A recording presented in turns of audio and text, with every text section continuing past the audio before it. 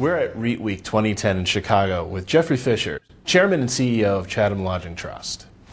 Jeffrey, good to see you. Good to see you. Thanks for having me here today. So you've had a busy year. You guys went public this April. That's right. How's that been working out? It's been fantastic. We're not thrilled with where our share price is because it's below deal price, but the stock hung in there very, very well at or above the $20 IPO price until the world became a little bit unraveled again about a month ago, with the Greek and European crisis.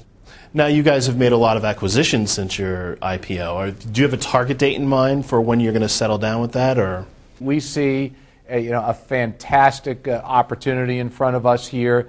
We talked about the opportunity on our IPO roadshow. What we see is frankly even a little better than what we thought then, only because now that we're public and folks and owners and lenders that knew us from the old Innkeepers USA Trust days, I think have been favorably disposed, of course, to do some business with us going forward. So has the environment been better or worse than you expected?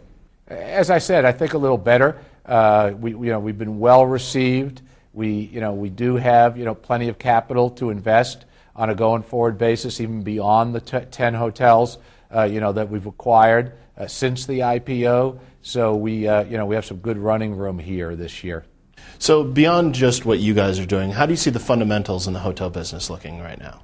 Business is actually better, which is another improvement insofar as how we looked at things even back in April. In our business, we measure top-line sales by something called RevPAR, which is revenue per available room, and RevPAR is up for the first time and began, as reported by Smith Travel, being up sometime in March of this year. Those RevPAR increases have been accelerating through the month of May. The hotels that we bought are performing very, very well, so we're pleased to see that the investments we've made, I think, not only from a locational perspective and from the yield that we bought them at, but frankly, even from a RevPAR growth perspective, are well timed. So with everything that's going on, because you've certainly had a busy year, what's the question that investors are asking you most often these days? I think they want to know about our pipeline. They want to understand where we're finding our deals, and we explain that we're doing direct deals for the most part. We have a lot of relationships in the business, long-standing relationships. The brands help us in that regard as well, and they want to know, frankly, when we will be back to the market and under what circumstances we would consider coming back to the market.